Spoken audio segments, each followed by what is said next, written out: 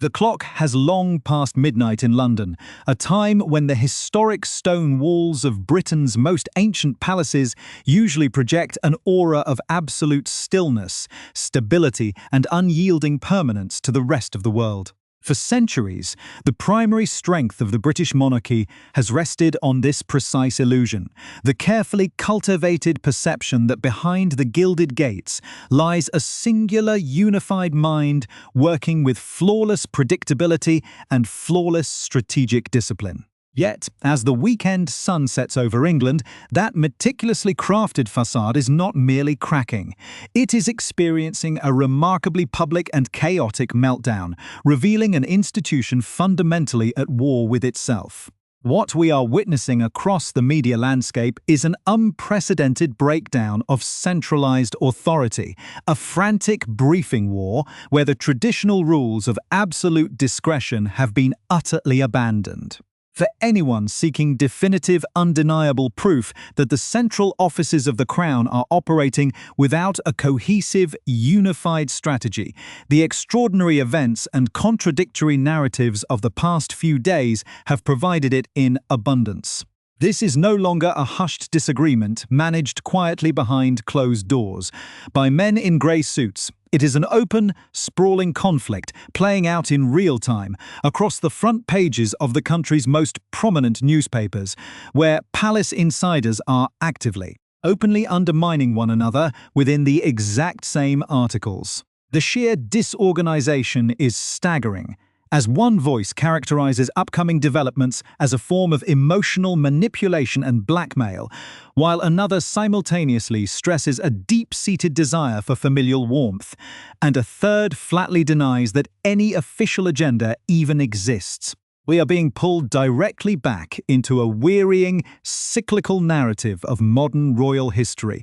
a repetitive game of public anticipation and speculation that many observers believed had been permanently resolved. The narrative machinery that once protected the dignity of the throne has fractured into competing outposts, leaving the public to pass a collection of mixed messages that make the entire apparatus look astonishingly vulnerable, reactive, and adrift. To truly comprehend the depth of this institutional paralysis, one must look past the superficial headlines and examine the deep, structural factionalism that has quietly taken root within the heart of the royal households. The general public often views the monarchy as a monolithic entity, a single corporate structure where everyone pulls in the same direction under the absolute command of the sovereign. The reality, however, is a complex, sprawling network of distinct administrative courts, each possessing its own hierarchy, its own loyalties, and its own fundamentally incompatible philosophy on how to navigate the modern world. This deep-seated division can be broadly categorized into two powerful competing camps that are currently locked in a fierce, high-stakes battle to control the historical narrative. On one side stands a philosophical approach that could be described as inherently diplomatic and conciliatory, driven by an almost spiritual instinct toward peace, reconciliation, and the ultimate restoration of the family unit. This faction believes that the long-term survival of the crown depends on maintaining the classic Victorian myth of the model family, a unified clan where past grievances are buried, hands are shaken, and bygones are definitively treated as bygones. Opposing this perspective is an entirely different school of thought, a highly disciplined, leaner, and exceptionally modern operation that operates with a completely contrasting doctrine. This second faction is intensely attuned to the modern digital landscape, meticulously tracking public opinion and social media trends, and it firmly operates on the belief that actions must have unyielding, permanent consequences. From their perspective, offering an easy path back into the institutional fold to those who have repeatedly attacked the foundations of the monarchy is not a noble act of Christian forgiveness, but a catastrophic strategic error that risks inflicting severe, long-lasting damage on the credibility of the crown itself. It is a classic clash between institutional preservation through compromise and institutional preservation through unyielding accountability, and neither side shows any willingness to back down. Before we break down the specific powerful figures who are orchestrating these rival operations from behind the scenes and the remarkable administrative workarounds that have triggered this latest crisis, please take a brief moment to support our independent reporting by subscribing to this channel, hitting the notification bell, and sharing this analysis with others who follow these unfolding historical events. The consequences of this internal ideological warfare are manifesting as a series of chaotic, self-defeating public relations strategies that are actively making the monarchy look ridiculous in the eyes of the global public. Over the last 48 hours, the British press has been flooded with a dizzying array of contradictory briefings that essentially depict the central leadership of the Crown as a weak, easily manipulated entity trapped in an impossible position where it simply cannot win. We see elaborate stories being spun where the head of state is portrayed simultaneously as a vulnerable victim of clever emotional maneuvering and as the ultimate architect of an incredibly prestigious, highly symbolic logistical olive branch. The press is being used as a live battlefield where these internal factions are holding their own arguments in full view of the world, seemingly indifferent to how this public display of disarray undermines the very stability the institution is supposed to embody. One moment, the public is told that a highly controversial, high-profile visit has been made entirely possible through direct personal intervention from the very top, involving the allocation of significant personal resources and the keys to a secure, elite royal residence. The next moment, a rival briefing emerges from within the exact same administrative apparatus, fiercely asserting that the upcoming visit is viewed with deep alarm,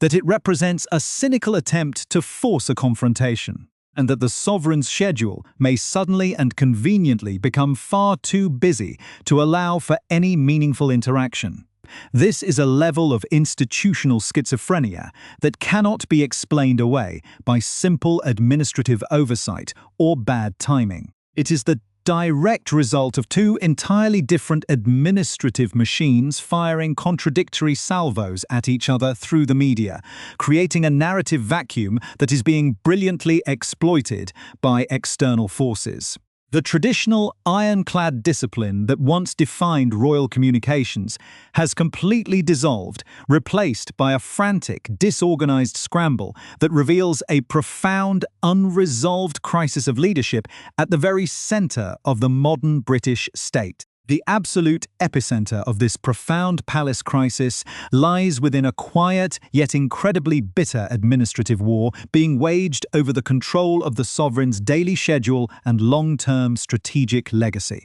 To truly understand how a major national institution could find itself issuing wildly contradictory public statements within the space of a single afternoon, one must examine the powerful personalities operating just behind the throne. The leading force behind the unyielding, zero-tolerance approach to external disruptions is Sir Clive Alderton, the King's principal private secretary and the undisputed leader of the institutional hardliners. Sir Clive is a traditional courtier of the old school, a man who views himself as the ultimate guardian of the Crown's long-term dignity and structural survival, operating with a philosophy that mirrors the legendary, uncompromising civil servants of British political history. He operates on the firm, unshakable conviction that the integrity of the monarchy cannot coexist with a compromise that allows estranged family members to maintain a highly profitable, half-in, half-out relationship with the Crown. Opposing Sir Clive's rigid, protective wall is his own official deputy, Theo Rycroft, a former career diplomat who represents a distinctly different, highly flexible approach to palace management. Rycroft, whose professional background is entirely rooted in the nuanced, accommodating world of international diplomacy, sees his primary mandate not as an ideological gatekeeper, but as a facilitator of the sovereign's deeply personal wishes. While Sir Clive acts as an unyielding shield to protect the state apparatus from external exploitation, Rycroft acts as an enabler of the king's natural, deeply ingrained instinct toward family reconciliation and peaceful resolution. This creates a fascinating and highly dangerous dynamic where the two most powerful administrative officials within the king's own private office are actively pulling the institution in completely opposite directions, resulting in an open administrative civil war. This deep ideological fissure became undeniably apparent to the world through a series of remarkable logistical developments that unfolded across the media over the course of a single chaotic week. The public drama began unexpectedly on a Wednesday afternoon when an Australian journalist broke the initial news of an impending, highly sensitive royal visit during a prominent media appearance. The initial framing of this announcement bore all the classic hallmarks of an external public relations campaign, focusing intensely on the profound personal sadness of a father wishing to introduce his young children to their grandfather and show them the historic landscapes of their ancestral home. For the first 24 hours, a tense and heavy silence hung over the palace as the internal factions scrambled to formulate a response to this sudden narrative ambush. The breakthrough came on Wednesday evening when British media outlets began reporting vague rumours that the king had personally intervened behind the scenes to bypass the bureaucratic deadlock, utilising his own private resources to ensure the trip could go ahead. The full, startling reality of this executive workaround finally crystallized on Friday morning, when a detailed disclosure revealed that the sovereign had agreed to provide the visitors with a secure, highly prestigious royal residence within an existing state security envelope. By granting access to a palace lodging, the king single-handedly neutralized the complex, multi-year legal battle over taxpayer-funded protection that had previously served as an insurmountable barrier to any family return. This extraordinary decision effectively granted an elite, highly coveted status to individuals who had spent years publicly criticizing the monarchy, completely bypassing the established administrative protocols of the palace security apparatus and igniting a wave of immediate, widespread public astonishment. The reaction to this unilateral executive decision from the hardline factions within the palace was one of absolute fury, triggering an immediate and exceptionally hostile media counter-offensive. Within hours of the logistical workaround being made public, high-level palace sources began orchestrating a fierce, deeply personal briefing campaign designed to completely rewrite the narrative surrounding the upcoming visit. Prominent royal journalists were suddenly flooded with aggressive, highly coordinated statements, characterizing the entire visit as a calculated exercise in emotional blackmail and an overt attempt to force the aging monarch into a corner. These hardline insiders openly briefed that no official meetings had been scheduled in the king's diary, and darkly hinted that the sovereign's calendar might suddenly become overwhelmingly busy during the specific days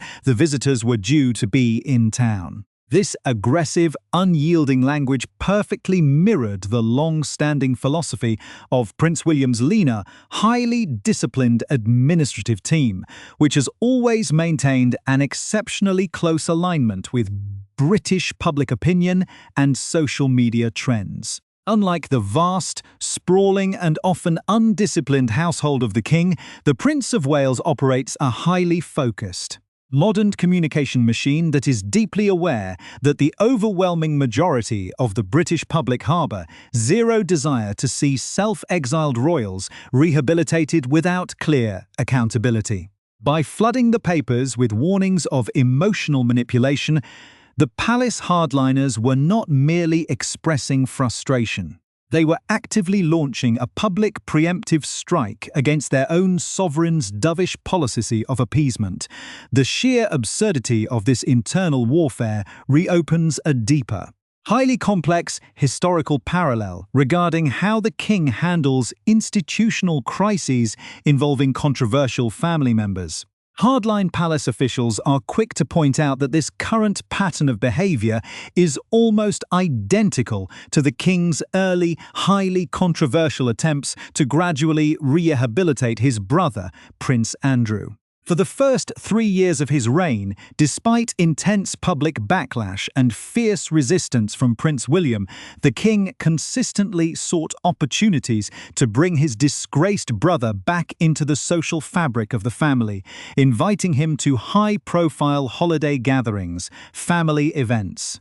and public church walks. In both instances, the king's deeply personal, Christian instinct toward family unity has directly collided with the harsh, pragmatic demands of modern statecraft, which require an absolute separation between the working monarchy and those who compromise its public reputation. The hardline factions view this current accommodation as an even more dangerous precedent, arguing that it rewards public betrayal with elite state privileges while completely undermining the firm stance established by the late Queen. They watch with mounting alarm as the king's personal desire to be a grandfather actively subverts his duties as a monarch, creating a profoundly destabilized public image where the crown appears to be working against its own strategic interests. As these rival factions continue to trade bitter accusations across the front pages of the national press, the institution itself is left looking remarkably weak, deeply divided, and dangerously incapable of presenting a unified front to a highly skeptical public. The profound danger of this escalating administrative warfare extends far beyond the immediate media chaos of a single summer month. It represents a permanent, structural threat to the long-term future of the British crown itself. What the hardline factions within the palace completely understand, and what the general public is beginning to realize, is that this upcoming high-profile visit is not an isolated 5-day family event, but rather the establishment of a powerful and highly calculated long-term precedent. By granting access to a secure royal residence, the king has inadvertently built a permanent operational blueprint and a standing infrastructure that can be utilized during every subsequent visit. When the self-exiled royals return for various high-profile charitable engagements, the exact same administrative workaround will inevitably be demanded, making it virtually impossible to deny them the same elite state privileges in the future. Once this pattern of regular visits, secure accommodations, and highly publicized family reunions becomes deeply embedded in the fabric of the institution, it creates a massive, multi-generational headache for the next generation of leadership. Prince William will eventually inherit an incredibly messy and compromised landscape where his estranged brother and sister-in-law have been fully re-platformed, successfully allowed to commercially exploit their proximity to the crown while maintaining absolutely zero institutional responsibilities. For the Prince of Wales, this represents a profound betrayal of the strict boundaries established by the late Queen, leaving him with the deeply unfair burden of either continuing an ongoing charade or launching an incredibly painful public institutional separation all over again. To fully understand why this deep-seated institutional division has provoked such immense anxiety among the palace hardliners, one must examine the stark, unyielding reality of recent public opinion data. A major national poll published this very weekend has sent shockwaves through the corridors of power, revealing that public support for the monarchy has plummeted to its lowest level in 30 years, dropping down to a historic low of just 55%. This represents an extraordinary and highly alarming decline of 11 percentage points in a mere 3-year period, a timeline that directly coincides with the current sovereign's tenure at the helm of the British state. The detailed breakdown of this data reveals an exceptionally widening gap between the public standing of the king and that of his heir, with the Prince of Wales commanding a powerful 71% approval rating compared to the king's significantly lower 60%. This 11-point gulf tells an incredibly clear story about the British public's deep frustration with a perceived lack of strength, clarity, and discipline at the very top of the state apparatus. The taxpayer-funded public sees an institution that appears weak, deeply inconsistent, and dangerously prone to making monumental administrative blunders, whether through prolonged hesitation in dealing with family scandals or by repeatedly capitulating to emotional pressures. While the public deeply respects the Prince of Wales for his unwavering, highly consistent stance that actions must carry permanent consequences, they view the king's ongoing policy of appeasement as a direct threat to the very stability that the monarchy is supposed to represent. This widening philosophical chasm between the father and the son is further exacerbated by the deeply complex, often painful personal biographies of the central figures involved in this historic struggle. For the king, a man whose entire life has been defined by a deep desire for family harmony, the drive toward reconciliation is rooted in a profound mixture of traditional Christian forgiveness and a deep-seated longing to see his distant grandchildren before his historic reign draws to a close. With his ongoing, highly publicized battle against cancer undoubtedly weighing heavily on his mind, the sovereign is operating with a profound sense of urgency, acutely aware that time waits for no man, and that family fractures must be healed immediately. However, this deeply emotional individual perspective stands in absolute diametric opposition to the profound childhood traumas and strategic convictions of Prince William. The Prince of Wales's entire approach to statecraft has been forged in the intensely painful fires of his youth, having witnessed firsthand the catastrophic, long-term institutional devastation that occurs when personal family warfare is allowed to spill out into the public arena. William views the unyielding protection of the crown's dignity as his absolute, sacred duty, a responsibility that must completely supersede any personal desire for familial sentimentality or temporary emotional comfort. He remembers with absolute clarity the ironclad discipline of his grandmother, who recognized that a modern monarchy cannot survive if it allows its core brand to be diluted, commodified, and leveraged by individuals who operate entirely outside the system of public accountability.